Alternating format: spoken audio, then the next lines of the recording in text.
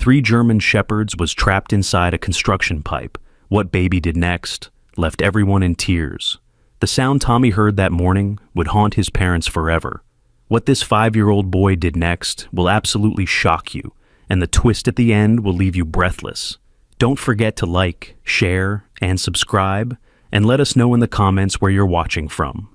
Tommy Martinez pressed his small nose against the kitchen window, his breath fogging up the glass in tiny clouds.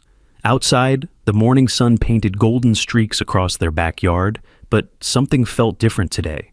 Wrong, somehow. His mother Maria stood at the stove, flipping pancakes, the sweet smell of vanilla filling the air. His father Carlos sat at the table, scrolling through his phone, coffee steam curling up between them like a lazy ghost. "Mommy?" Tommy whispered, his voice so quiet she almost missed it. "Something's crying." Maria glanced over her shoulder, spatula in hand. "It's just the wind, baby. Come eat your breakfast." But Tommy knew it wasn't the wind. The sound came again, a whimper so faint it seemed to slip between the morning bird's songs. Not human, but definitely not the wind either. His small hand pressed harder against the glass, leaving a perfect handprint on the cool surface. "I need to check," he said, with a certainty that didn't match his young age. Carlos looked up from his phone, frowning slightly. "Check what, mijo?" "The crying," Tommy insisted, already sliding off his chair. His dinosaur socks made soft padding sounds on the tile floor. "Someone needs help." Maria and Carlos exchanged that look parents give each other when their child says something unusual. But before either could respond, Tommy had already reached the back door, his small fingers working the lock with practiced ease. "Tommy, wait!" Maria started, but her son was already stepping onto the back porch, his eyes scanning the yard with unusual intensity. The crying came again, clearer now. It drifted from beyond their fence, from the direction of the old construction site that had been abandoned for months. The place parents warned their children about. The place with rusted equipment and deep holes. The place Tommy had been told never, ever to go near. "It's coming from the bad place," Tommy said, using the name all the neighborhood kids had for the construction site. His voice carried an odd certainty, as if he could see through the wooden fence that separated their yard from danger. Carlos stood up, his chair scraping against the floor. "Tommy, you know you're not allowed near there." But Tommy was already at the fence, standing on his tiptoes, trying to peer through a gap in the boards. "Daddy, they're scared. Really, really scared." "They?" Maria had abandoned her pancakes, joining them in the backyard. The morning that had started so normally was tilting sideways into something else entirely. Tommy turned to face his parents and the look, and his eyes made Maria's breath catch. It wasn't the look of a 5-year-old playing pretend. It was the look of someone who knew something terrible was happening. "3 of them," he said simply. "They've been crying for 2 whole days, but nobody heard them except me." Carlos knelt down beside his son, trying to keep his voice calm and reasonable. "Tommy, how could you know they've been crying for 2 days? We just heard this sound now." Tommy's lower lip trembled slightly. "I heard them in my dreams. They kept calling and calling, but I thought it was just a dream until now." He grabbed his father's hand with both of his small ones. "Please, Daddy." They're getting weaker. Something in his son's voice. Maybe the raw desperation. Maybe the tears starting to form in his eyes made Carlos pause. He looked at Maria, who nodded slightly. "Okay," Carlos said slowly. "We'll go look. But you stay right beside me, understand? No running off." They went through the gate in their fence, the one that led to the narrow alley between their property and the construction site. The abandoned lot stretched before them, a maze of half-dug foundations, scattered concrete pipes, and construction equipment that looked like sleeping metal dinosaurs in the morning light. The crying was louder here, echoing strangely off the concrete and metal. It was definitely dogs, multiple dogs, and they sounded desperate. "This way," Tommy said, pulling his father forward with surprising strength. He moved through the construction site as if he had a map in his head, dodging around a pile of rebar, skirting a muddy hole, heading straight for a cluster of large drainage pipes stacked near the back of the lot. As they got closer, the whimpering became heartbreaking. It was coming from inside one of the pipes, a massive concrete tube about 4 feet in diameter that stretched for at least 20 feet. Carlos dropped to his knees beside the pipe opening, pulling out his phone to use as a flashlight. What he saw made his stomach drop.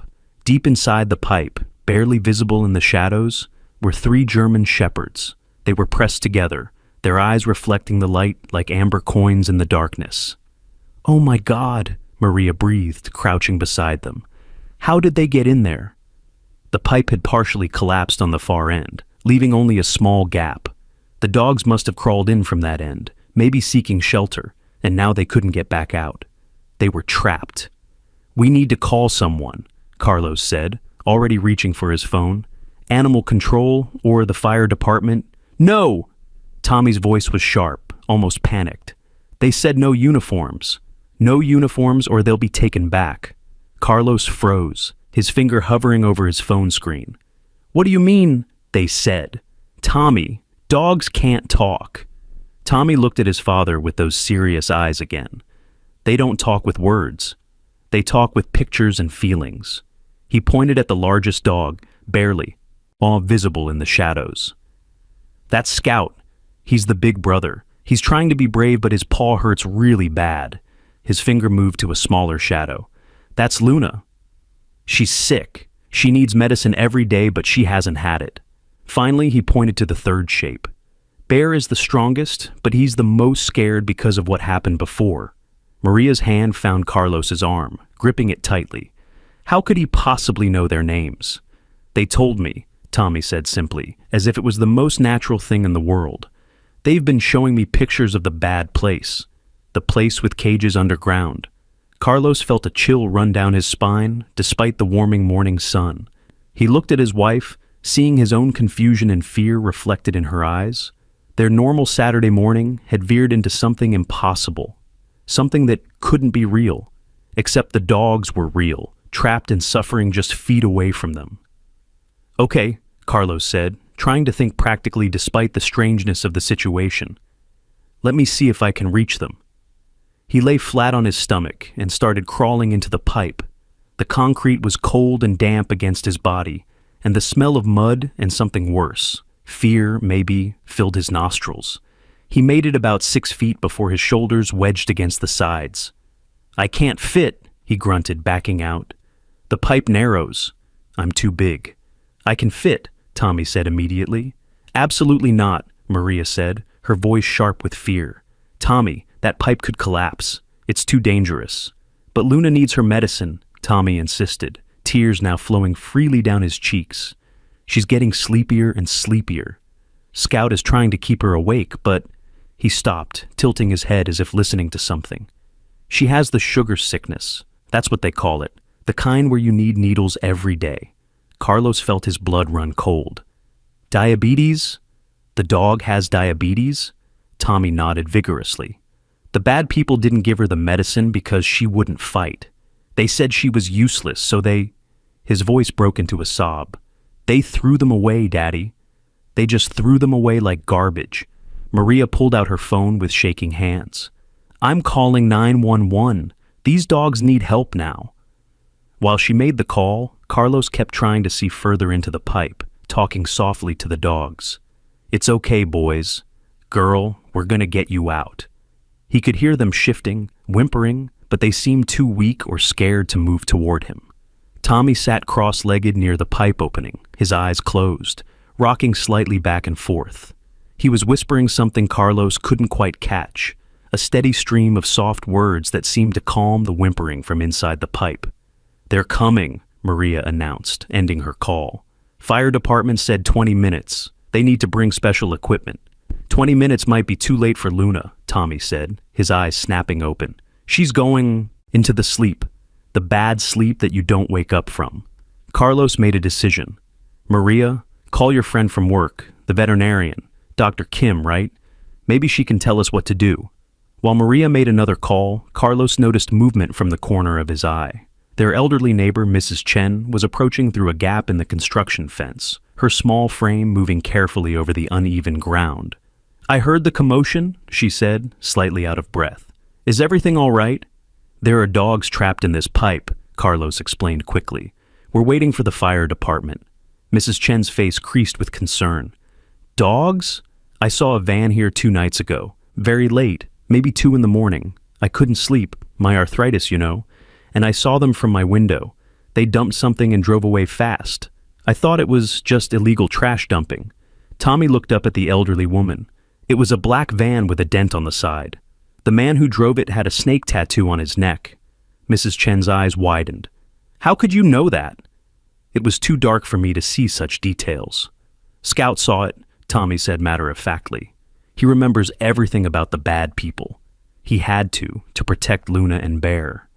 Carlos felt like the ground was shifting beneath him. His 5-year-old son was describing things he couldn't possibly know, claiming to communicate with trapped dogs, and the strangest part was that it all seemed to be true. Maria returned, her face pale. "Dr. Kim is on her way. She said if a diabetic dog has been without insulin for 2 days, it's a medical emergency. She's bringing supplies." The next 15 minutes felt like hours.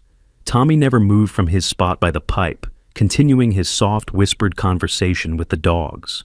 Occasionally, he would report something. "Bear says his legs are numb from being stuck in one position." Or, "Scout is trying to lick Luna's face to keep her awake." Carlos found himself believing these impossible reports. The alternative, that his son was having some kind of breakdown, was too terrible to consider. Dr. Sarah Kim arrived before the fire department, her small SUV kicking up dust as she parked haphazardly near the pipes. She was a young woman with kind eyes and steady hands, carrying a medical bag that looked too heavy for her small frame. "Where are they?" she asked. "All business." Carlos pointed to the pipe and doctor. Kim immediately dropped to her knees, shining a powerful flashlight into the darkness. Her face grew grim. "I can see them. The one in the middle, the smaller female, she's showing clear signs of diabetic ketoacidosis. The way she's positioned, barely responsive." She looked up at them. "How did you know she was diabetic?" "Tommy knew," Maria said quietly. "He says the dogs told him." Dr. Kim's eyes found Tommy, who was watching her intently. "You can understand them?" Tommy nodded solemnly. "They show me pictures and feelings. Luna is very sick. She's seeing her puppies even though she doesn't have puppies. That's bad, right?" "Hallucinations, doctor," Kim breathed. "That's a severe symptom. We need to get her out now." The sound of sirens filled the air, and within moments, 2 fire trucks pulled into the construction site. Firefighters in heavy gear approached, assessing the situation with professional efficiency. "We'll need to cut the pipe," the captain announced after examining it. "It's the safest way to extract them without causing further collapse." "No!" Tommy jumped to his feet, his small body trembling. "You can't use the loud machines. Scout will panic and hurt himself more. His paw is already bleeding inside. If he panics, he'll make it worse." The fire captain looked skeptically at Carlos. "Sir, we need to do this properly." "Please," Carlos found himself saying. "Just give us a minute. Let us try something else first." Dr. Kim was already pulling supplies from her bag. "If I could get close enough to give Luna an emergency glucose injection, it might stabilize her enough for a gentler extraction." "The pipe is too narrow," the fire captain said. "None of us can fit that far." "I can fit," Tommy said again, his voice stronger this time. Every adult present immediately began protesting, but Tommy stood his ground with a determination that seemed impossible for his age. "I'm the only one small enough," he said, "and they trust me." Scout said so. "They know I'm here to help, not hurt." He looked directly at his mother. "Mommy, sometimes you have to be brave even when you're scared." "That's what you always tell me." Maria's eyes filled with tears. She looked at Carlos, then at Dr. Kim, who was checking her supplies with urgent movements. "If he could just get close enough to inject Luna," Dr. Kim said quietly, "it could save her life. I can show him exactly where and how. It's not difficult, just a quick injection under the skin." "This is insane," Carlos muttered, but he was already kneeling beside his son. "Tommy, if we let you do this, and I can't believe I'm even considering it, you have to promise to come back out the second anything seems dangerous. Any shifting, any sound of the pipe creaking, you back out immediately." Tommy nodded eagerly. "Scout will tell me if something's wrong. He's been listening to the pipe too. He knows which parts are safe." Dr. Kim prepared a syringe with practiced efficiency. "This is glucose. You need to pinch the skin on Luna's neck, like this," she demonstrated on her own arm, "and push the needle in at an angle, then press the plunger slowly. Can you do that?" Tommy took the syringe carefully, his small hands steady. Luna says thank you. She says you smell like the good doctor from before, when she had a family. Dr. Kim's eyes widened. I treated a diabetic German shepherd named Luna about a year ago. She was stolen from her owners 6 months later. But that's impossible. That can't be the same dog. She remembers your voice, Tommy said simply. And the way you said, good girl, when you gave her shots. The fire captain cleared his throat. If we're doing this, we need to do it now. I'll have my team ready to pull him out if anything goes wrong. Carlos helped Tommy lie down at the pipe entrance. They had tied a rope around his waist as a safety measure, and Carlos would hold the other end. The syringe was secured in Tommy's shirt pocket, and Dr. Kim's small flashlight was strapped to his head with an elastic band. Be careful, baby, Maria whispered, kissing his forehead. I will, Mommy. Scout says the safe path is to stay on the left side. The right side has sharp metal. Tommy began crawling into the pipe. The adults watched, hearts pounding, as his small form disappeared into the darkness. They could hear his voice, soft and reassuring, talking to the dogs. Hi, Scout. I know, your paw hurts so bad. I'm going to help Luna first, then you, okay? Bear, you're being so brave. I know you're scared of small spaces because of the cage, but this is different. We're getting out. Carlos kept the rope taut, but not tight, ready to pull his son back at the first sign of trouble. He could hear Tommy moving through the pipe, the concrete amplifying every sound. I'm with them. Tommy's voice echoed back.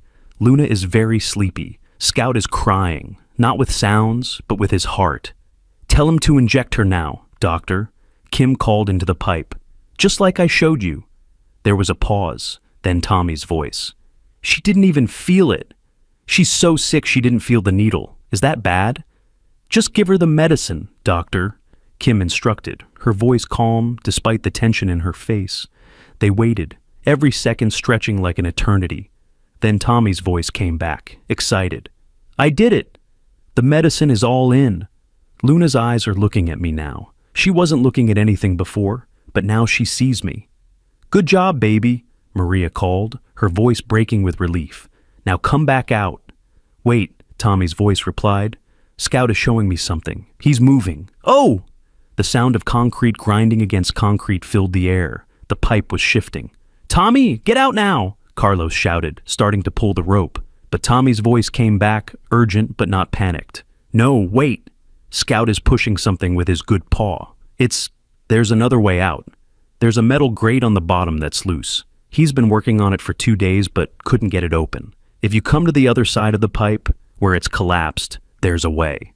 The firefighters immediately moved to investigate the other end of the pipe. Sure enough, partially hidden by debris, was a metal drainage grate at the bottom of the pipe. It was bent and loose, as if something had been pushing against it repeatedly. We can remove this, the fire captain announced. It'll give us access from below. As the firefighters worked with crowbars and cutting tools, Tommy kept talking to the dogs, his voice a constant comfort. See, I told you we'd help.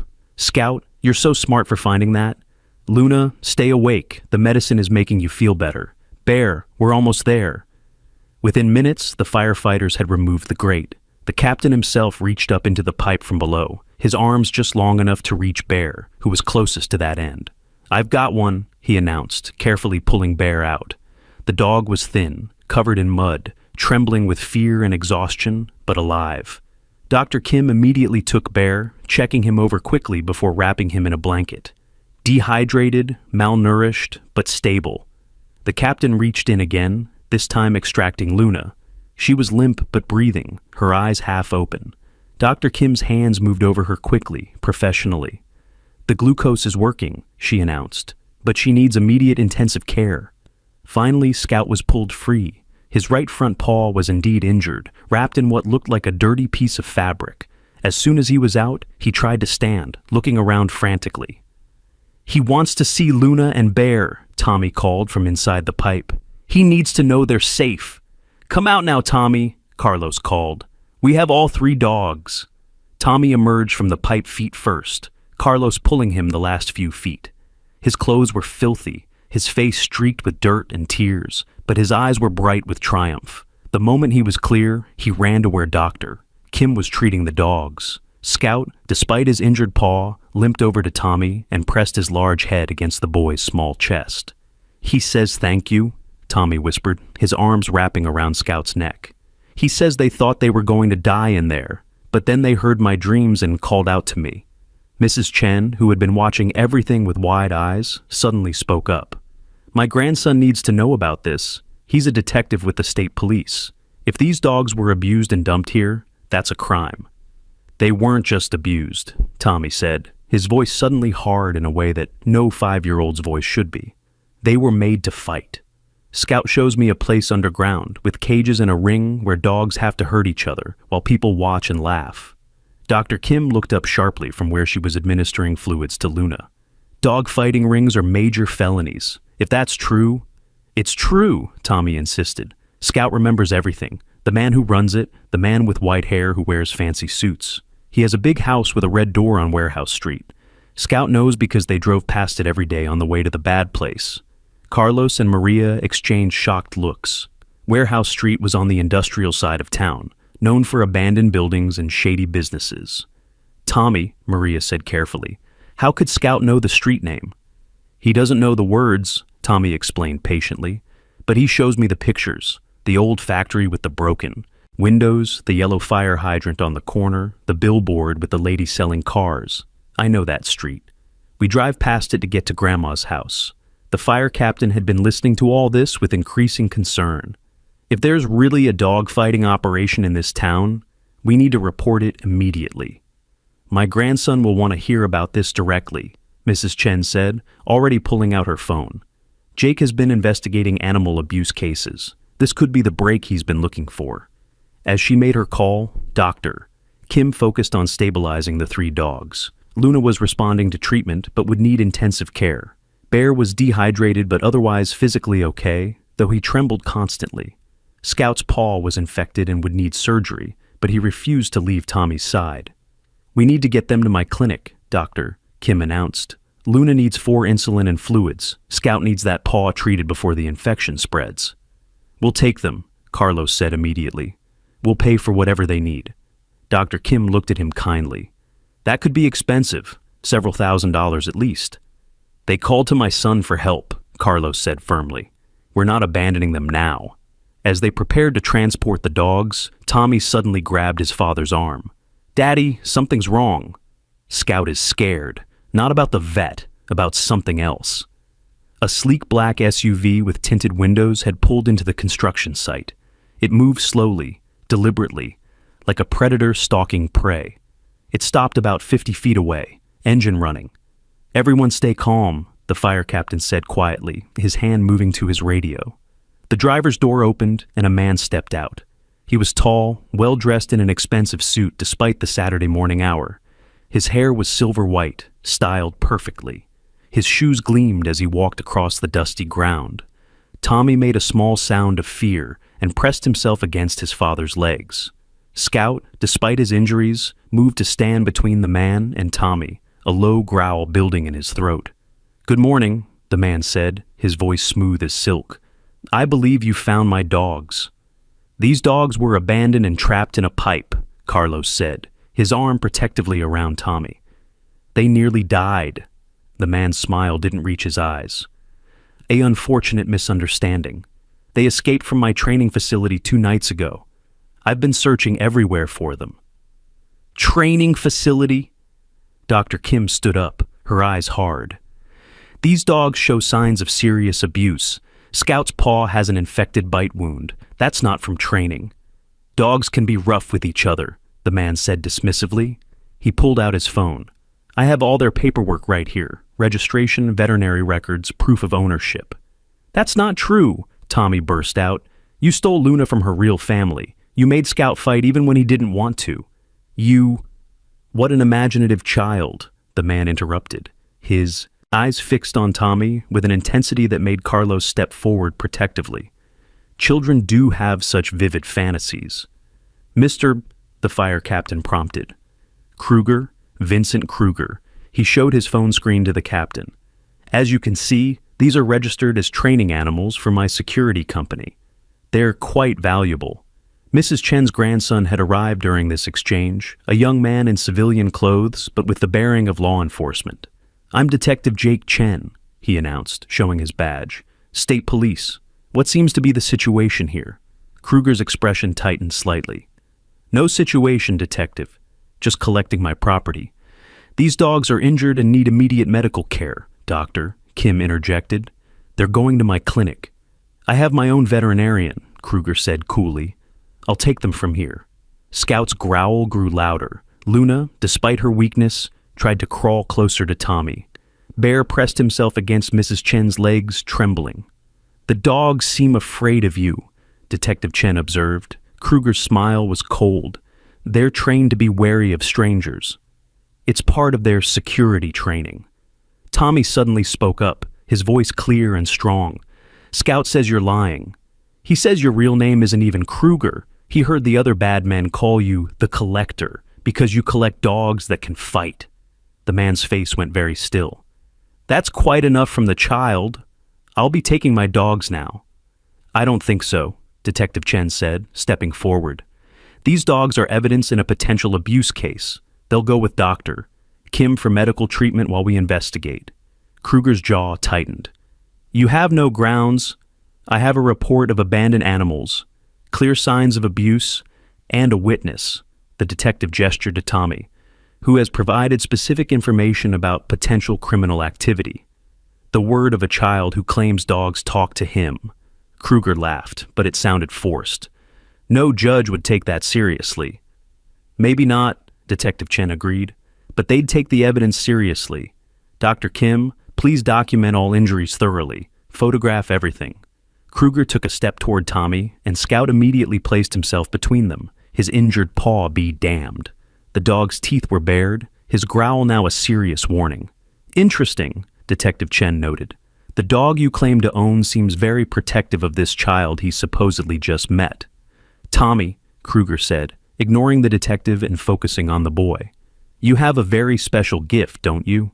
The ability to understand animals. That's quite rare." Tommy pressed closer to his father. "Stay away from us."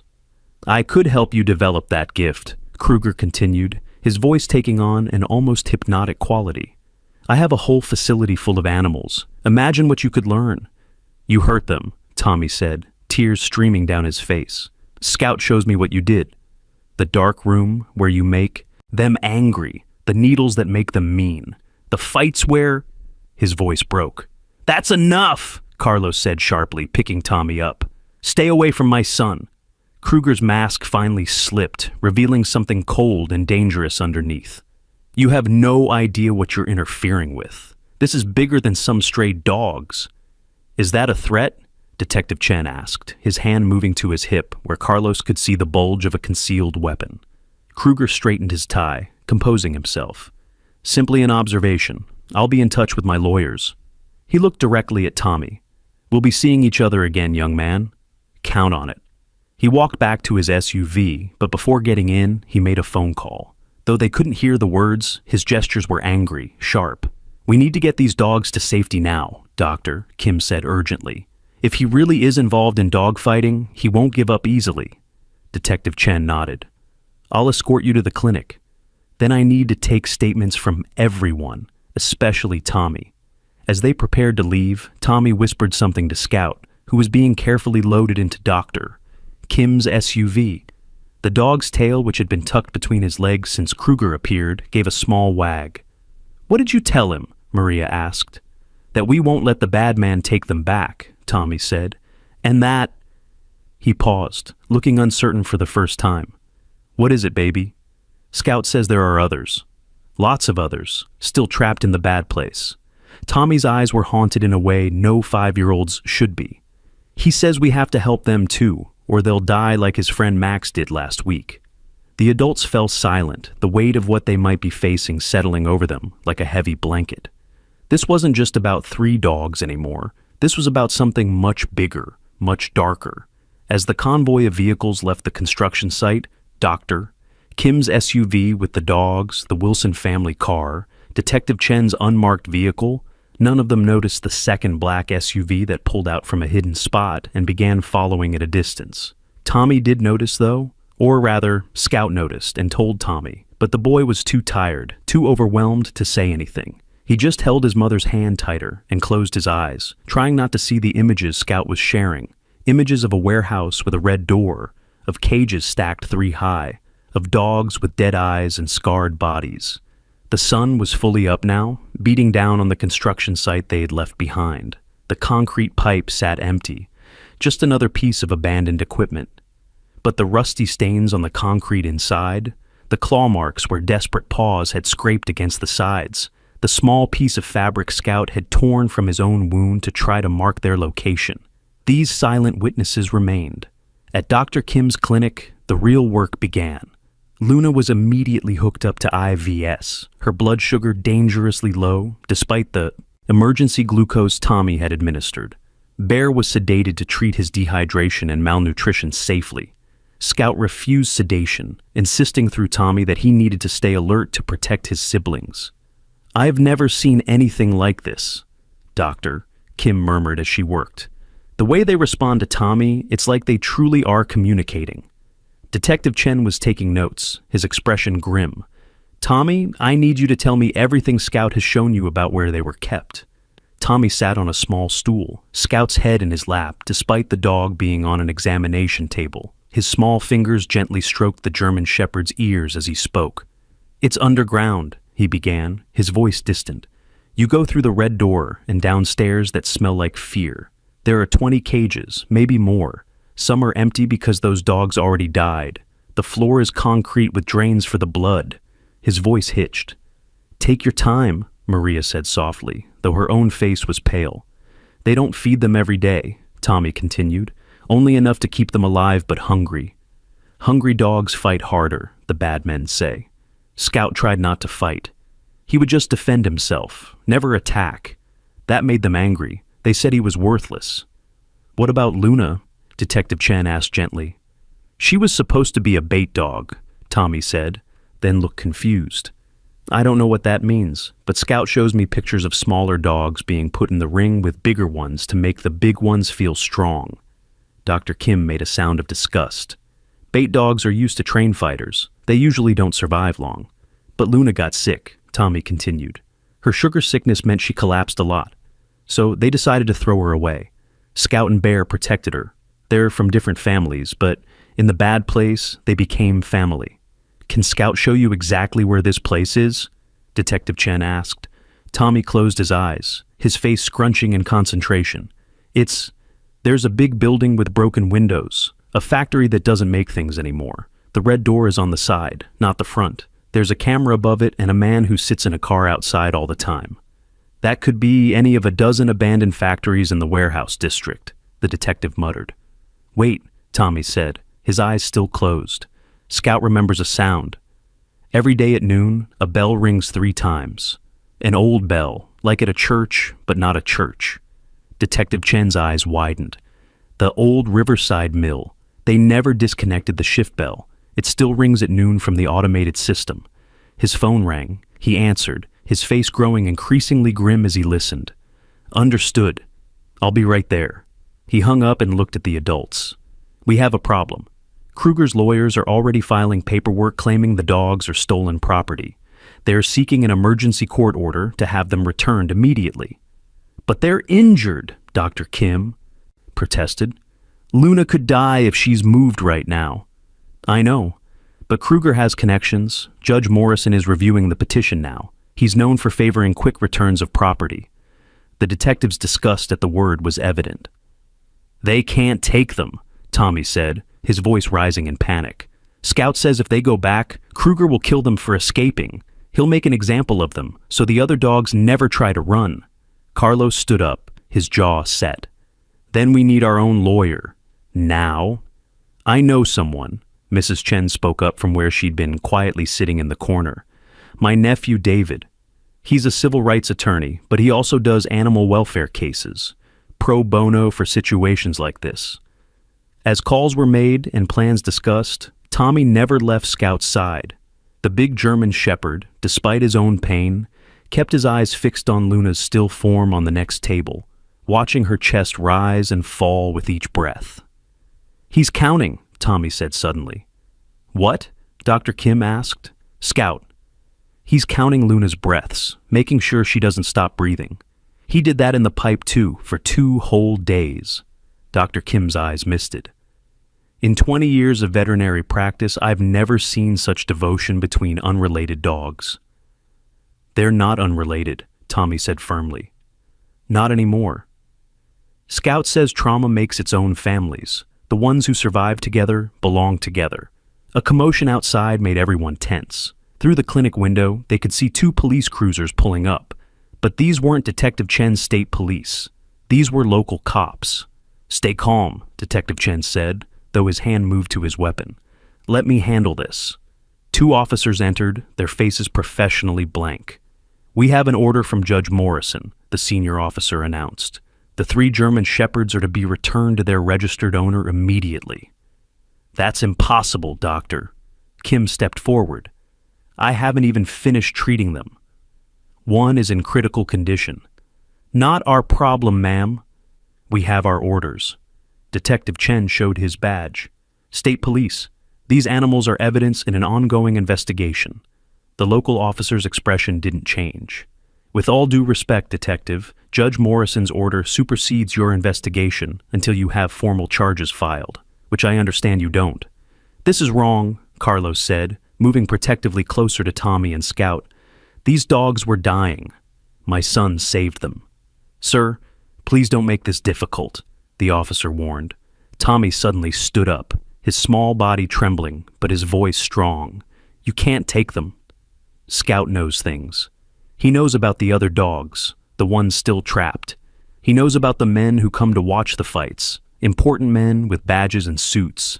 He knows about the money, the betting, That's enough from the child, the second officer interrupted, his face flushing. We're taking the dogs. Now. It was then that Scout did. Something extraordinary.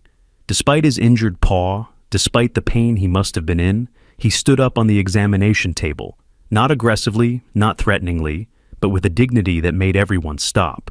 He looked directly at the senior officer and barked once, a deep, resonant sound that seemed to carry meaning beyond mere noise.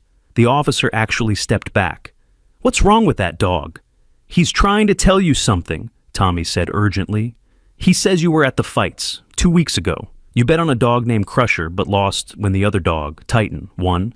You lost $500. The officer's face went white. That's impossible. How could you? Scout remembers every face, Tommy continued, tears streaming down his cheeks. Every person who laughed while dogs died. Every person who made money from their pain. He remembers you. The room was dead silent. The accused officer's hand moved to his weapon, but Detective Chen was faster. Officer Thompson, I suggest you step outside, now. The kid is lying, Thompson stammered. He's making it up. Then you won't mind if I check your financial records, Detective Chen said calmly. Gambling debts leave traces. The 2 local officers exchanged glances. The senior one cleared his throat. We'll need to verify this order with Judge Morrison. There might be some confusion. They left quickly, almost running. Detective Chen immediately got on his phone, calling for backup from state police. They'll be back, he said grimly, with more people. We need to move the dogs somewhere safe. Where? Maria asked. If they have a court order. My cabin, Doctor, Kim interrupted. It's an hour north, very isolated. I can continue treating them there. It's not technically in this county, so Morrison's order wouldn't apply without going through proper channels. That's kidnapping, Carlos pointed out. Or theft, or whatever they call it. No, Detective Chen said slowly. It's protective custody of witnesses in an ongoing state investigation. I'll make some calls, get the paperwork started, but we need to move now. As they prepared for an urgent evacuation, Tommy knelt beside Luna, who was starting to stir slightly as the medications took effect. Her eyes opened, brown and deep and full of pain, but also recognition. Hi, Luna, Tommy whispered. We're going to keep you safe. I promise. The dog's tail gave the tiniest wag, barely a movement, but it was enough. Scout saw it and made a sound that was almost a sob of relief. She says thank you, Tommy translated. She says she thought she was going to die without ever seeing the sun again. But then she heard me calling in my dreams, and she knew someone was coming. How is this possible? Maria asked Dr. Kim quietly. How can my son do this? Dr. Kim shook her head slowly. I don't know, but I've heard stories. Children who have unusual connections with animals. Most grow out of it, but some keep the gift. Maybe Tommy is one of those rare ones. It's not a gift, Tommy said, having overheard. Scout says everyone can do it when they're born. But grown-ups teach kids that animals don't have feelings like us, don't think like us. So kids stop listening. I just never stopped. They loaded the dogs carefully into Dr. Kim's mobile veterinary van, equipped with everything needed to continue treatment during transport. Detective Chen would follow in his car, while the Wilson family would take their own vehicle. As they prepared to leave, Mrs. Chen pressed something into Maria's hand. My grandson's direct number, she said, and my nephew the lawyer, don't hesitate to call. The small convoy pulled out of the clinic's back entrance, avoiding the main street where more police cars were already gathering. Tommy sat in the back of his parents' car, his eyes closed, maintaining his connection with the dogs in the van ahead. They're scared but hopeful, he reported. Bear is awake now. He's confused, but Scout is explaining everything to him. Tommy, Carlos said carefully, watching his son in the rearview mirror. This thing you can do? How long have you been able to do it? Tommy thought for a moment. Always, I think. But it got stronger when I heard them crying. It was like... He struggled for words. Like when you tune a radio and suddenly the fuzzy sound becomes clear music. Their fear tuned me in. They drove in silence for a while, each processing the impossibility of their situation. Then Tommy spoke again, his voice small and worried. Daddy, what if we can't save the others? Scout shows me their faces. There's a white dog named Ghost who's gone crazy from fighting. A pit bull named Rosie who had puppies, but they took them away. An old dog named Captain who's too tired to fight anymore, so they're going to... We'll save them, Carlos said firmly, though he had no idea how. We'll find a way. Scout says the collector has powerful friends, Tommy continued. Police, judges, even someone in the mayor's office. He says that's why nobody ever stops him. Detective Chen's voice crackled over the phone Carlos had put on speaker. I'm calling in support from the FBI. Dogfighting across state lines is federal. And if there's corruption involved, that's their jurisdiction too. How long will that take? Maria asked. Too long, was the grim reply. But it's our best shot at doing this legally. Tommy suddenly sat up straight, his eyes wide. Stop the car! Carlos immediately pulled over, his parental instincts overriding everything else. What's wrong? Scout hears something, behind us, following. Tommy's face was pale with concentration. 3 cars, black, moving fast but staying back. Detective Chen's voice was sharp over the phone. I don't see anything in my mirrors. They're using the parallel road, Tommy said, his voice eerily adult. Scout can hear their engines. They're different from normal cars, quieter but more powerful. They're going to cut us off at the intersection ahead. How could the dog possibly know that? Chen asked, but he was already pulling over, his hand on his weapon. Scout doesn't know how he knows, Tommy said. He just does. Like how he knew the pipe was going to collapse, but also knew which part was safe. He just knows things. Detective Chen made a quick decision. Change of plans. Take the next right. It's a Forest Service road. Rough, but it connects to the highway further north. They turned onto a dirt road that wound through dense forest. The van with the dog struggled with the rough terrain, but kept moving. Tommy kept his eyes closed, maintaining his connection. Luna is getting scared. The bumping hurts her, he reported, but Scout is telling her stories about when they're free, about running in fields and swimming in lakes and never being afraid again. Maria reached back and took her son's hand. It was cold, trembling slightly. Are you okay, baby? My head hurts, Tommy admitted. Hearing them all the time is hard, but I can't stop. If I stop listening, they'll think we abandoned them.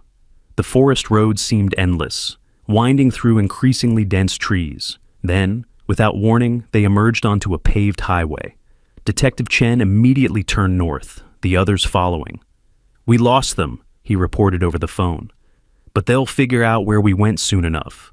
Dr. Kim's cabin appeared after another 40 minutes of driving, a modest structure beside a pristine lake, surrounded by thick forest. It was perfect, isolated, peaceful, safe. As they unloaded the dogs, Scout managed to stand on his 3 good legs, surveying the area with intelligent eyes. He barked once, softly. "He says it's good," Tommy translated. "No fear smell here, only peace." They settled the dogs in the cabin's living room, Doctor. Kim immediately returning to Luna's care. The diabetic dog was stable, but still critical. Bear was recovering faster, his tail even wagging slightly when Tommy sat beside him. Scout positioned himself where he could watch both his siblings and the door, ever the protector. "We can't stay here forever," Carlos said quietly to Maria as they stood on the cabin's porch, watching Tommy through the window as he sat surrounded by the 3 dogs. "I know," she replied, "but right now, I don't care about forever. I just care about keeping them safe today." Detective Chen was on his phone constantly, coordinating with various agencies, building a case, but everyone knew they were racing against time. Kruger, the collector, wouldn't give up easily, not when these dogs could expose his entire operation. As the sun began to set over the lake, Tommy came outside, his face drawn with exhaustion. "Scout wants to tell you something," he said to Detective Chen, "about the collector, about why he won't stop coming for them." "What is it?" Tommy's voice was barely a whisper. Scout wasn't just a fighter. He was the champion, the dog that never lost, worth thousands in bets, but he refused to kill. He would win, but not kill. That made the collector angry, so he decided to make an example of Scout, to break him. But Scout wouldn't break, so the collector decided to kill him slowly, make the other dogs watch. "But he escaped," Detective Chen said. "Luna and Bear helped," Tommy explained. Luna pretended to have a seizure, a bad one from her diabetes. When they opened the cage to check, Bear attacked the handler. In the confusion, all 3 ran. They knew they'd die if they stayed, so they ran into the storm that night. "And ended up in the pipe," Maria finished. Tommy nodded. "Scout says the collector isn't just angry about losing them. He's afraid, because Scout knows all his secrets, every face, every deal, every death. And now Scout has found someone who can share those secrets with the world." He looked up at the adults with those 2 wise eyes. "Me." The silence that followed Tommy's revelation hung heavy in the cabin air. Detective Chen set down his phone, his face grave as he processed what the 5-year-old had just shared. The sun was sinking lower over the lake, painting the water in shades of orange and red that looked almost like blood. "Tommy," Detective Chen said carefully, "if Scout really knows all these details, we need to document everything. Every person, every location, every crime. Can you do that?" Tommy looked back through the window at Scout, who was still maintaining his vigilant watch over Luna and Bear. "He says yes, but not now. Luna needs him. She's still in the danger time where her body might give up." Dr. Kim looked up from where she was adjusting Luna's IV. "He's right. The next 12 hours are critical for diabetic ketoacidosis recovery. She could still crash." Maria pulled Tommy close, feeling how his small body trembled with exhaustion. "You need to rest too, baby. You've been connected to them all day." "I can't stop," Tommy protested weakly. "Scout says if I stop, Luna might let go. She needs to know someone who understands is here." Carlos and Maria exchanged worried glances. Their son was pushing himself beyond what any child should endure, but before they could insist, Tommy's eyes suddenly went wide with fear. "They're coming," he whispered. "Not the black cars. Different ones. Scout can smell them on the wind. 4 vehicles moving fast, about 10 minutes away." Detective Chen immediately went into action, pulling out his weapon and checking it. "How does he know?" "The engines sound different from regular cars," Tommy said, his voice distant as he relayed Scout's observations. "And they smell like gun oil and fear sweat, the kind of smell from men who are about to do violence." "Get the dogs into the back room," Chen ordered. "Away from windows. Carlos, Maria, take Tommy and—" "No," Tommy interrupted with surprising firmness. "Scout says we can't run anymore. Luna can't take another move. It'll kill her." The detective's phone buzzed. He answered, his face darkening as he listened. "Understood. How long? That's not enough time." He hung up and turned to them. "My backup is 40 minutes out. State police are coming, but they'll be here in 8 minutes now," Tommy said, his eyes closed. "Scout can hear them slowing down, trying to approach quiet. Dr. Kim was already moving medical equipment to the back room, creating a makeshift treatment area away from the main windows. "I won't leave my patients," she said firmly when Chen tried to protest. Carlos grabbed a baseball bat from the corner where sporting equipment was stored. It felt ridiculous against what was coming, but he needed something in his hands. "Maria, take Tommy and—" "We're not splitting up," Maria said, her voice steel. "We face this together." Tommy suddenly gasped, his eyes flying open. "There are other dogs," Scout says. "He can smell them." They brought fighting dogs with them. 3 of them, trained to attack on command. "Jesus," Chen muttered. "They're not just coming to retrieve. They're coming to eliminate witnesses." The first vehicle became visible through the trees, a large black van moving slowly up the dirt road. Behind it, 3 more vehicles followed in formation. They stopped about 50 yards from the cabin, engines idling. "Tommy, I need you to take your parents and go out the back," Detective Chen commanded. "Get to the boat dock, take the kayaks, get across the lake." "Scout says it won't work," Tommy replied, his voice eerily calm. "They have men circling through the woods. They've done this before. They know how to hunt." The van's door opened and Vincent Kruger stepped out. Even from a distance, his white hair gleamed in the dying sunlight. He was flanked by 6 men, all large, all armed, though their weapons remained holstered. For now. "Detective Chen," Kruger called out, his voice carrying clearly across the distance. "I believe you have something that belongs to me. Judge Morrison was quite upset to learn you'd fled his jurisdiction with my property." "These dogs are evidence in a state investigation," Chen called back through the window. "You need to leave, now." Kruger laughed, a cold sound that made Tommy shiver. "Evidence? Of what? A child's fantasy about talking dogs? Come now, detective. We both know how this ends. I have legal ownership papers. You have nothing but the hallucinations of a 5-year-old. Scout wants to go out there," Tommy said suddenly. "He says he needs to face him." "Absolutely not," Carlos said. "That dog can barely walk." But Scout was already limping toward the door, his injured paw held up, his eyes fixed on something beyond the walls. He looked back at Tommy and whined softly. "He says the collector needs to see that he didn't break him," Tommy translated. "That no matter what he did, he couldn't break Scout's spirit. It's important for the other dogs." "What other dogs?" Maria asked. Tommy's face went pale. "The ones in the vans. Scout knows them. They're friends he thought died. Diesel, Brutus, and Max. The collector told Scout that Max died, but he's alive. He's in one of those vans, and he knows Scout is here." Dr. Kim looked up from Luna's IV. "If we let Scout go out there—" "We're not letting Scout do anything," Chen interrupted. "Everyone stays inside." But Scout had different ideas. The magnificent German Shepherd stood tall despite his injuries and let out a howl, long, mournful, and powerful. It echoed across the lake, seeming to hang in the air like a challenge. From the vans came answering howls. 3 voices, each carrying its own pain and recognition. Kruger's composure cracked slightly. He gestured sharply, and one of his men opened a van's rear door. A massive Rottweiler emerged, muscled and scarred, wearing a heavy chain collar. But instead of the aggressive posture expected of a fighting dog, the animal stood still, his eyes fixed on the cabin. "That's Diesel," Tommy whispered. "Scout's best friend from before. They made them fight each other once. Scout won, but refused to hurt Diesel badly. That's when the real punishment started." Kruger held up a small device, a remote control of some kind.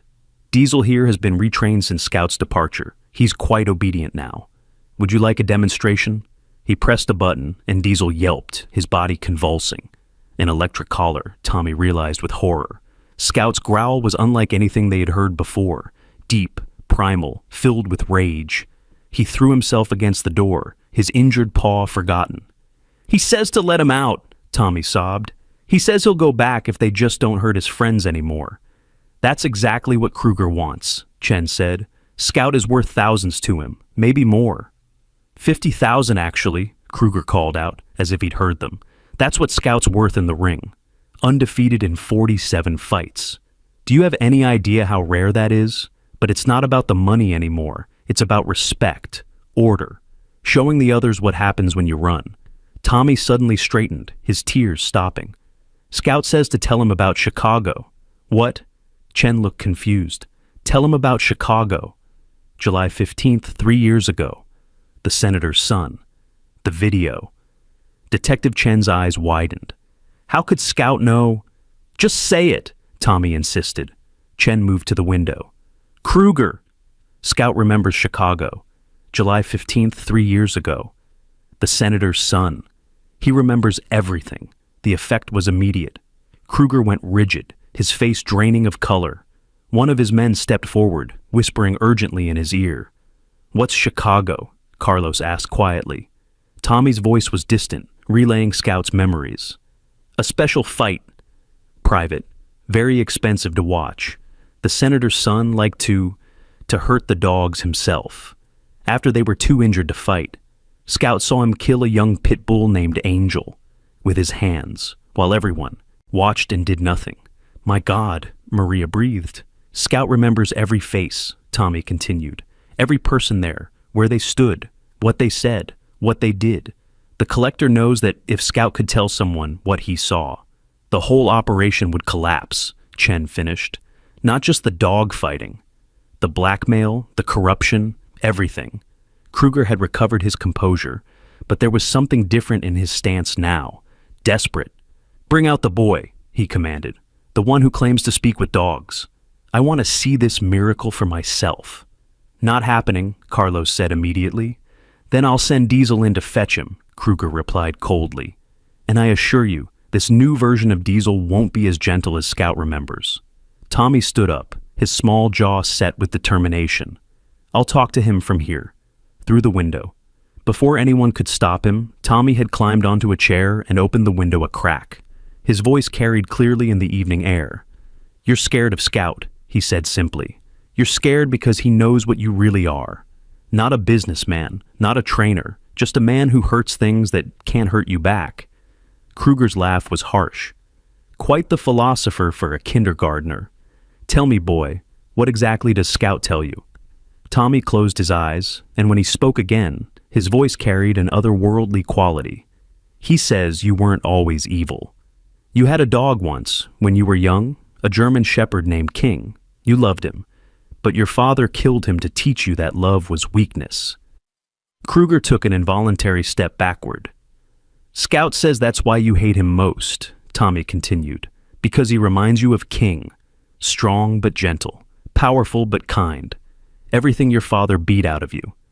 Shut up, Kruger snarled, his composure finally cracking completely. Shut that brat up! He says you keep King's collar in your office desk, Tommy went on, tears streaming down his face now.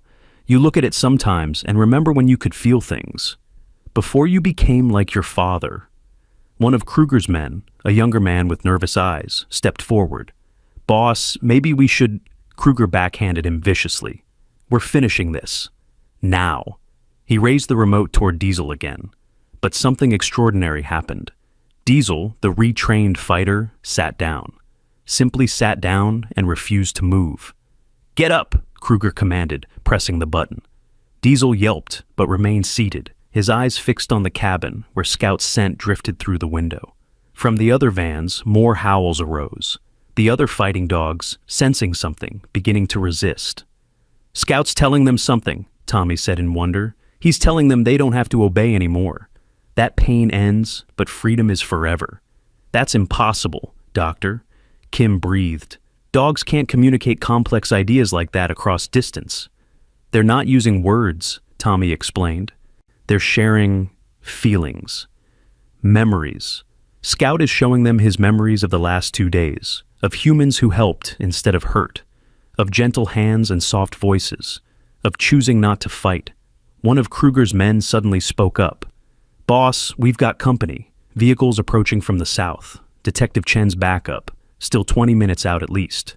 Not close enough. Kruger made a decision. Burn it down. All of it. Make it look like an accident.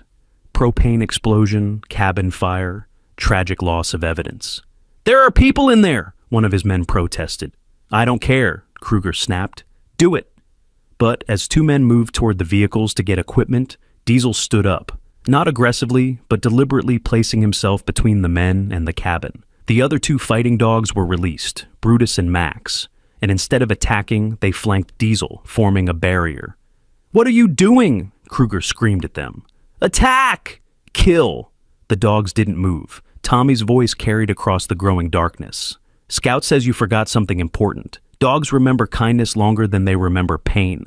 And these dogs remember him. They remember how he protected the weak ones, shared his food with the hungry ones, took beatings meant for others. They remember that Scout never gave up hope that someday someone would come to save them. And someone did," Tommy added, his own voice now. "Me, a little kid who heard them crying when nobody else could." The sound of sirens became audible in the distance. Multiple vehicles approaching fast. Kruger's men were backing toward their vehicles now, sensing the shift in situation. "Boss, we need to go." But Kruger wasn't looking at them. He was staring at Scout, who had somehow managed to push open the cabin door and was now standing on the porch, proud despite his injuries, unbroken despite everything. "This isn't over," Kruger said, his voice carrying a promise of violence. "That boy is an abomination, a freak, and freaks don't last long in this world." He turned to leave, then stopped. "Kill the traitors," he commanded, gesturing at Diesel, Brutus, and Max. His men hesitated. These were valuable dogs, worth thousands. "I said kill them!" One man raised his gun toward Diesel. The shot never came. Scout moved faster than should have been possible for an injured dog. He launched himself off the porch, crossing the distance in seconds, and hit the gunman from the side. The man went down hard, his weapon flying into the underbrush. The other fighting dogs immediately joined in, not attacking, but defending. They formed a circle around Scout, facing outward, ready to protect the dog who had once protected them. "Scout!" Tommy screamed, running out of the cabin before anyone could stop him. The boy threw himself into the circle of dogs, his small arms wrapping around Scout's neck. "Please don't hurt him! Please!" The tableau held for a moment, a small boy surrounded by 4 battle-scarred, fighting dogs facing down armed men.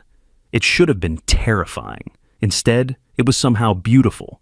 The sirens were much closer now. Headlights appeared through the trees. "We're leaving," Kruger decided. "Now!" As his men scrambled for the vehicles, Kruger took one last look at Tommy and Scout. "You think you've won something here, boy. But all you've done is signed your own death warrant, and theirs." They peeled out in a spray of gravel, disappearing into the darkness just as the first state police cruiser arrived. The next hour was chaos. Police, paramedics, animal control, all descending on the quiet cabin. But through it all, Tommy never left Scout's side, and the 4 fighting dogs never left their protective circle. Detective Chen was coordinating with the newly arrived FBI agents when Dr. Kim emerged from the cabin with extraordinary news. "Luna's stabilizing," she announced. "Her blood sugar is normalizing. She's going to make it." Scout immediately limped into the cabin, the other dogs following. They surrounded Luna's makeshift bed, and one by one, each dog gently touched noses with her. A greeting, a welcome back. "They're saying hello," Tommy translated, his voice thick with exhaustion. "They're telling her she's safe now." An FBI agent, a stern woman named Agent Foster, approached Tommy carefully. "Son, I need to ask you some questions about what you know." "He's 5 years old," Maria protested. "And he apparently has information about a multi-state criminal enterprise," Agent Foster replied. "We need to know everything." Tommy looked at Scout, then back at the agent. "Scout will tell you everything, but only if you promise to save the others." "What others?" "The ones still at the Red Door place. 15 dogs, maybe more. They're going to kill them all tonight because we escaped." Scout can hear them deciding it. They're going to clean house. That's what they call it when they kill all the evidence. Agent Foster immediately got on her radio, barking orders. Within minutes, a raid was being coordinated on the Riverside Mill location Tommy had described earlier. As they waited for news, Tommy sat with the dogs, Dr. Kim checking each one's injuries. Diesel had infected wounds from past fights. Brutus was malnourished and had several broken ribs that had healed wrong. Max was missing an eye and had severe scarring across his muzzle. "They're so hurt," Tommy said softly. "But they're alive, Doctor," Kim replied. "And now they have a chance to heal." Tommy looked at each dog in turn, then said something that made everyone stop. "Scout says there's something else. Something about the collector that nobody knows. Something worse than the dog fighting." "What?" Agent Foster asked sharply. Tommy's face was pale as he listened to Scout's memories. The dogs aren't the only ones in cages. There are people too, kids who have the gift, like me, kids who can hear animals. The temperature in the room seemed to drop. That's why he wanted me, Tommy continued, his voice barely a whisper. He collects them, tests them, tries to figure out how the gift works. Some kids he's had for months. Agent Foster was already on her radio, upgrading the raid to a potential kidnapping situation. The urgency in her voice was palpable. Where? She demanded. Where does he keep them? Tommy closed his eyes, consulting with Scout. Same building, different basement, below the dog cages. Scout only saw it once when they took him down there to show him to a boy who wouldn't cooperate. The boy's name was Marcus. He'd been there 6 months. Maria pulled Tommy close, her body shaking with rage and fear at how close they'd come to losing him. The radio crackled with updates. The raid was in progress. They'd found the building, breached the red door, dogs were being recovered, and then the confirmation that chilled everyone. They'd found a second basement level. 3 children, ages 6 to 11, locked in cells. Alive? Agent Foster asked. Alive but traumatized. They're being transported to the hospital now. Tommy suddenly smiled through his tears. Scout says we did it. We saved them. But the relief was short-lived. Another update came through. Kruger had disappeared. His vehicles had been found abandoned, and there was no trace of him or his inner circle. He'll come back, Tommy said with certainty. Scout says he never gives up, never forgives. He'll wait until everyone stops watching, and then he'll come. Agent Foster knelt beside the boy. Then we'll be ready. You and Scout have given us everything we need to dismantle his entire network. Hundreds of people are going to jail because of what you've revealed. But not him, Tommy said. He's too smart, too careful. Scout says he has fake names, fake lives, fake everything. He can become someone else and start over. The next few days were a whirlwind. The story exploded across national media. The boy who could talk to dogs, the massive fighting ring, the kidnapped children with similar abilities. Tommy and his family were relocated to a safe house while the investigation continued. The 3 rescued children were reunited with their families, each confirming Tommy's ability was real. They had it too, though none as strong as Tommy's connection with Scout. Dr. Kim continued treating all 7 dogs, Scout, Luna, Bear, Diesel, Brutus, Max, and now Ghost, the white dog Tommy had mentioned, who was found in the raid barely alive. The veterinary costs were mounting, but donations poured in from around the world as the story spread. One evening, as Tommy sat surrounded by the recovering dogs in the safe house's living room, Scout suddenly stood up, his ears pricked forward. "What is it?" Carlos asked, immediately alert. "Someone's coming," Tommy said, but Scout says, "It's okay? It's someone who needs help." A knock at the door made everyone tense. Agent Foster checked the security cameras, then looked confused. It's a kid, maybe 13, 14, alone. They opened the door cautiously to find a teenage boy, thin and haunted-looking, holding a small injured beagle. "Please," the boy said, "I heard about the kid who can talk to dogs." "My dog, she's dying, and she has something important to tell about the collector. She was his first test subject years ago. She knows where he's gone." Tommy approached slowly, his eyes already unfocused as he connected with the beagle. His face went white. "Oh no," he whispered. "Oh no, no, no." "What?" Agent Foster demanded. "The collector isn't running," Tommy said, his voice shaking. "He's building. Scout, this dog, Penny, she shows me. He's been building for years, not just one place, dozens, all over the country. The dog fighting was just funding. The real plan?" Tommy swayed, overwhelmed by the images the beagle was sharing. "He wants to create an army," Tommy finally said. "Dogs trained not just to fight each other, but to attack on command, to kill specific targets, and kids like me to control them. He calls it Project Cerberus." The room erupted in activity as agents made calls, coordinated responses, tried to grasp the scale of what they were facing. But Tommy wasn't done. "Penny says there's a list. Names of everyone involved, every location, every plan. It's hidden in his first facility, the one everyone thinks burned down years ago, under the old Mitchell farm. She knows because she helped him hide it. He trained her to be a messenger dog before he realized he could use her for experiments. "Where's the Mitchell farm?" Agent Foster asked urgently. The teenage boy spoke up. 3 hours north. My family owns the land next to it. That's how Penny escaped. She dug under the fence and came to us. But she was already sick from whatever he did to her." Dr. Kim immediately began examining the beagle, her face grim. "She's been poisoned. Recently, someone wanted her dead." "The collector knows she escaped," Tommy said. "He's coming for her. And for us. Tonight." As if on cue, Scout, Diesel, Brutus, and Max all stood up, moving to defensive positions around the room. They could sense something the humans couldn't. "How many?" Agent Foster asked Tommy. The boy closed his eyes, reading the dog's signals. "Too many. Maybe 20 men and," his voice broke, "and 10 fighting dogs. But these aren't like Scout and his friends. These are the ones that went crazy, the ones that like to kill. We need to evacuate," Agent Foster decided. "Now." But even as she spoke, the lights went out. The safe house plunged into darkness. In the black, Tommy heard Scout's voice in his mind clearer than ever before. Not words, but pure understanding. The message was simple. Protect the pack. Protect the boy. No matter the cost. "Scout says to trust him," Tommy whispered to his parents. "He says dogs see better in the dark than humans. They'll protect us." The sound of breaking glass came from multiple directions at once. They were surrounded. But then something extraordinary happened. From outside came howling, not from the attacking dogs, but from others, many others. "The neighborhood dogs," Tommy said in wonder. Scout called them.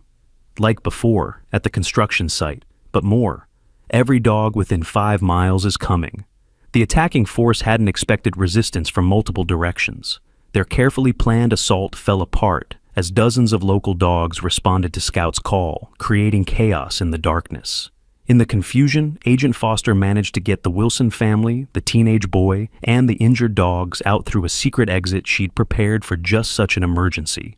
They fled into the night, guided by Scout, who seemed to know exactly where to go.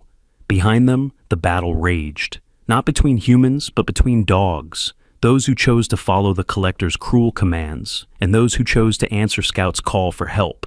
They ran through backyards across a park, Scout leading despite his still healing injuries.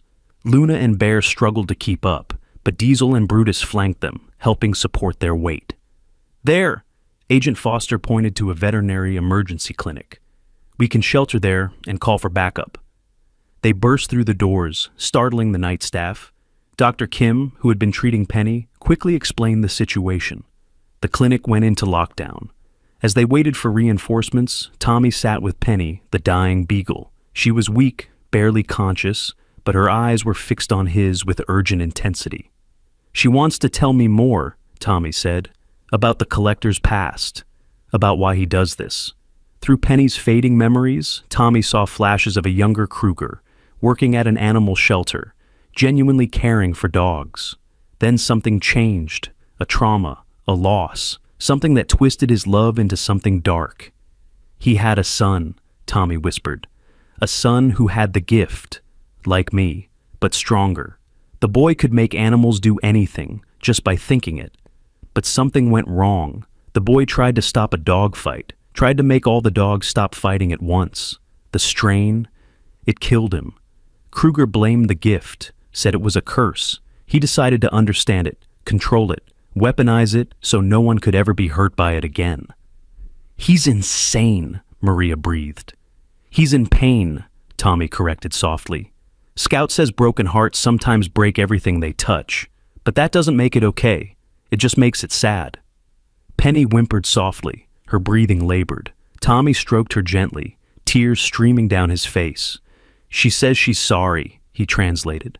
"Sorry for all the dogs she helped him train. Sorry for the children she helped him find. She didn't want to, but the pain when she disobeyed." "It's not your fault," Tommy told the beagle. "You were good. You were always good. He just made you forget." Penny's tail managed one weak wag before she closed her eyes for the last time. The teenage boy who'd brought her sobbed quietly. "She saved me once. When I was little, I fell in a river. She jumped in and pulled me out. That's how I knew she was special. Scout approached and gently nuzzled the boy's hand, offering comfort. The boy looked at Tommy in wonder. "I can almost hear him?" "The gift can be learned," Tommy said, "if your heart is open enough." Penny opened your heart. Sirens filled the air as FBI backup finally arrived. The safe house had been secured, the attacking force arrested or scattered, but Kruger himself was gone again, vanished like smoke. Agent Foster looked exhausted as she briefed them. "We raided the Mitchell farm location. Found the records Penny described. It's worse than we thought. This goes back 20 years. Hundreds of facilities, thousands of dogs, dozens of children with the gift, most now adults, working for him under threat or mind-washed into believing his cause. But now we know," Tommy said firmly. "Scout says knowing is the first step to stopping." Over the following weeks, the investigation expanded exponentially. Each location raided revealed more evidence, more victims, more horrors. The rescued dogs numbered in the hundreds, the children in the dozens. Tommy worked with each rescued child, teaching them how to use their gift for healing instead of harm. Scout, despite his injuries, became a therapy dog for the traumatized animals, showing them that humans could be trusted again. Dr. Kim established a rehabilitation center specifically for fighting dogs, funded by donations from around the world. The Wilson family moved into a house on the property, Tommy spending every day working with the animals. But everyone knew Kruger was still out there, watching, waiting. One morning, 6 months after that first day at the construction site, Tommy woke to find Scout standing at the window, his body rigid with tension. "He's coming," Tommy said simply. "Today. He's coming to finish it." But this time, they were ready. The FBI had been waiting for this, preparing. Every child with the gift had been taught to recognize Kruger's presence through the animals' reactions. It was like an early warning network that spanned the entire country. The confrontation came at sunset, at the rehabilitation center where it all started. Kruger arrived alone, looking older, more haggard. He stood at the gate, making no attempt to hide. "I want to talk to the boy," he called out. "Just talk." Against all advice, Tommy insisted on facing him, though with Agent Foster and a full tactical team watching. They met in the middle of the yard, Tommy with Scout at his side, Kruger alone. Around them, dozens of rescue dogs watched from behind fences, all silent. "You've destroyed everything I built," Kruger said quietly. 20 years of work." "You destroyed yourself," Tommy replied, his young voice steady. "When you chose hurting over healing." Kruger laughed bitterly. "You don't understand. The gift is a curse. It killed my son. It will kill you too, eventually. The human mind isn't meant to hold so many voices." "Your son died trying to save others," Tommy said. Scout heard the story from dogs who were there. He felt every one of their pain and took it into himself to make it stop. "He died a hero." "He died a fool," Kruger snarled. "No," Tommy said firmly. "He died with love. You're living with hate, which is really dying." For a moment, Kruger's mask slipped entirely, showing the broken man beneath. Then it hardened again. "It doesn't matter. You've won this round, but there are others like me. Others who understand that power must be controlled, contained, weaponized. The gift will never be safe in the hands of children." "Maybe not," Tommy agreed, "but it will never be safe in the hands of people who've forgotten how to love, either." Kruger reached into his jacket, and every agent tensed, but he pulled out only a whistle, silver, ornate, old. "This was my son's," he said. "He used it to call dogs to him. Could call every dog in the city if he wanted." He looked at it for a long moment, then dropped it at Tommy's feet. "Take it? You've earned it. You've beaten me." He turned to walk away, then stopped. "But remember this, boy. Every gift has a price. And yours? Yours will cost you everything you love, eventually." "No," Tommy said with quiet certainty, "because I'm not alone. I have Scout. I have my family. I have all of them." He gestured to the hundreds of dogs watching from the rehabilitation center. "Love shared doesn't cost. It multiplies." Kruger walked away then, and the FBI took him into custody without resistance. He would spend the rest of his life in prison, his empire completely dismantled. But his words haunted Tommy in the days that followed. The gift was growing stronger. He could hear more dogs from farther away. Sometimes the voices were overwhelming. It was Scout who saved him, as always. The German Shepherd taught him how to filter the voices, how to create boundaries, how to rest his mind. And when it became too much, Scout would simply lay his head on Tommy's lap and share the burden, two minds working as one. A year passed. The rehabilitation center grew into a national model for treating abused animals. Tommy's story inspired other children with the gift to come forward, to learn, to help. Luna fully recovered and was adopted by the Wilsons, becoming Tommy's constant companion alongside Scout. Bear went to live with Mrs. Chen, who spoiled him endlessly. Diesel, Brutus, and Max became therapy dogs, visiting hospitals and schools to show that even the most damaged souls could heal. One evening, as Tommy sat on the porch watching the sunset, Scout beside him as always, his mother asked, "Do you ever regret it? Finding them that day?" Tommy thought about it, his hand resting on Scout's head. Through their connection, he could feel the dog's contentment, his peace, his joy at simply being alive and loved. Scout says regret is for people who wish. They'd made different choices, Tommy replied. We don't wish that. We made the only choice our hearts would let us make. And what choice was that? Maria asked. Tommy smiled, wise beyond his years. To listen when someone cried for help. To be brave when we were scared. To love when it would have been easier to look away. Scout barked once in agreement, his tail wagging. In the distance, they could hear other dogs barking, not in distress, but in joy. The evening bark, Scout called it, when all the neighborhood dogs said goodnight to each other. They're talking about tomorrow, Tommy translated, about the new dogs coming to the center, about the children who will visit to learn the gift, about all the lives that will be saved because we didn't give up. Carlos joined them on the porch, wrapping his arms around his family. What do they say about us? Tommy listened, then laughed, a pure, childish sound that reminded them he was still just 6 years old now. They say humans are weird but worth saving, most of the time. Scout made a sound that could only be described as laughter. As the stars came out, Tommy felt the weight of hundreds of minds touching his, not overwhelming now, but comforting. A network of consciousness that spanned species, united by the simple truth that Scout had taught him. Love is the only language that truly matters. Tell me their stories, Maria said softly. All of them. So Tommy did. He told her about Ghost, who learned to play again, about Rosie, who was reunited with one of her puppies, about Captain, who spent his last days surrounded by love instead of fear. He told her about every dog they'd saved, every child they'd rescued, every life they'd changed.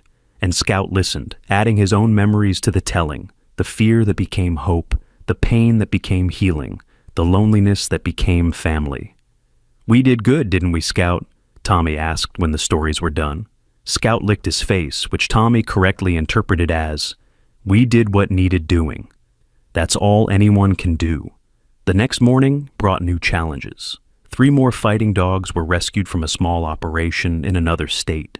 2 children with the gift were found living on the streets, afraid of their abilities. A woman called, claiming her dog was trying to tell her something important about a missing child. Tommy and Scout faced each challenge together, their bond growing stronger with each passing day. They had become something unprecedented, a bridge between 2 species, proof that understanding was possible if you just knew how to listen. Dr. Kim published a paper on the phenomenon, trying to explain it in scientific terms. But Tommy had a simpler explanation. Hearts recognize hearts, no matter what shape they come in. The rehabilitation center became a place of pilgrimage for people who had lost faith in humanity. Watching Tommy work with the most traumatized dogs, seeing Scout teach vicious fighters how to play, again, witnessing the daily miracles of trust rebuilt, it changed people. One visitor, a war veteran with severe PTSD, watched Tommy calm a dog that had been cowering in its cage for weeks, refusing all human contact. How? The veteran asked, tears in his eyes. I don't tell him it's going to be okay, Tommy explained. That's a lie, and dogs know lies. I tell him that he's been hurt, that it was real, that it mattered, and then I show him, through Scout, that hurt doesn't have to be forever. The veteran ended up adopting that dog. They healed each other. Stories like this multiplied. The boy who could talk to dogs became a symbol of hope, proof that innocence could triumph over evil, that love could overcome fear. But Tommy remained just a child, playing with his dogs, going to school, living as normal a life as possible under extraordinary circumstances. His parents made sure of that, protecting his childhood even as his gift grew stronger. One day, a reporter asked him if he wished he'd never found Scout and the others in that pipe. Tommy looked at Scout, who was now fully healed, though he still limped slightly on cold days. Luna was curled up at his feet, healthy and content. Bear was visiting from Mrs. Chen's house, his tail wagging constantly. "Scout says that's like asking if we wish we'd never been born," Tommy answered. "Everything that happened, good and bad, led us to where we are, and where we are is exactly where we need to be. But all the pain, all the suffering, made the healing mean more," Tommy interrupted. "Scout says scars are just proof that you're stronger than what tried to break you."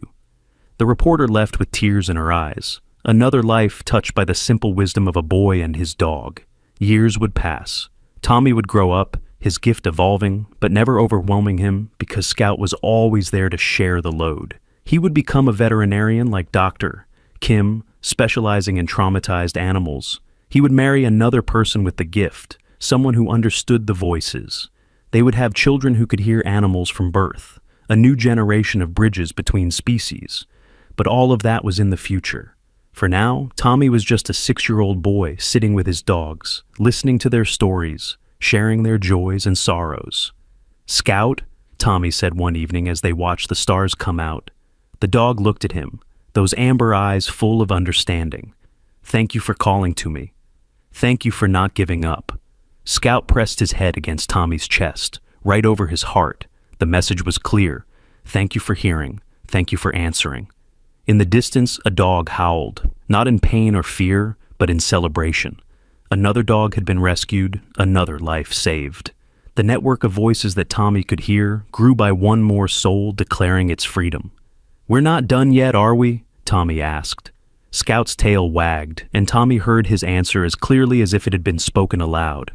"We're just getting started," and they were.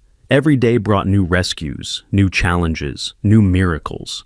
The boy who could talk to dogs and the dog who refused to break had started something that couldn't be stopped, a revolution of compassion, one rescue at a time. The story spread across the world. Children discovered they could hear animals if they just listened with their hearts. Adults remembered the connections they'd lost. The walls between species began to crumble, replaced by understanding. But it all started with a 5-year-old boy who heard crying when everyone else heard only wind. A boy who chose to listen, to care, to act. A boy who found 3 German shepherds trapped in a construction pipe and refused to leave them behind. Tommy looked at Scout one more time before heading inside for dinner. "Ready for tomorrow?" Scout stood, shaking off the evening dew, his eyes bright with anticipation. Tomorrow would bring new challenges, new dogs to save, new children to teach. But tonight, they were home. They were safe. They were family. And in the network of minds that Tommy could feel stretching across the country, hundreds of rescued dogs, dozens of gifted children, countless humans who had learned to listen, there was peace. Not perfect peace, not complete peace, but the kind of peace that comes from knowing you're not alone, that someone will answer when you call for help. "Good boy, Scout," Tommy whispered. "The very best boy." Scout wagged his tail, and in that simple gesture was everything: love, loyalty, hope, and the promise that no cry for help would ever go unheard again. As they walked inside together, Tommy heard his mother call for dinner, his father laughing at something on TV, the normal sounds of a family evening. But underneath it all, he could hear the other sound, the whisper of hundreds of hearts beating in rhythm, connected by invisible threads of understanding. This was his gift. This was his burden. This was his joy. And with Scout by his side, he wouldn't have it any other way. The moon rose over the rehabilitation center, casting silver light over the grounds where so many lives had been saved. In their kennels, the rescued dogs slept peacefully, no longer plagued by nightmares of the fighting ring. In their homes, the gifted children practiced their abilities, learning to help rather than harm. And in a small house at the edge of the property, a boy and his dog curled up together, 2 minds sharing one dream. A dream of a world where every cry for help was heard, where every wounded soul found healing, where love was stronger than fear. It was a dream worth fighting for, It was a dream that had already begun to come true. One rescue at a time, one connection at a time, one miracle at a time. The story of the boy who could talk to dogs would be told for generations. But for Tommy and Scout, it wasn't a story. It was just their life. Extraordinary, difficult, beautiful, and absolutely worth living. Tomorrow would bring new challenges. Kruger's network, though broken, still had fragments that needed to be found. There were still fighting rings to shut down, still dogs to rescue, still children with the gift who needed guidance. But tonight, they rested.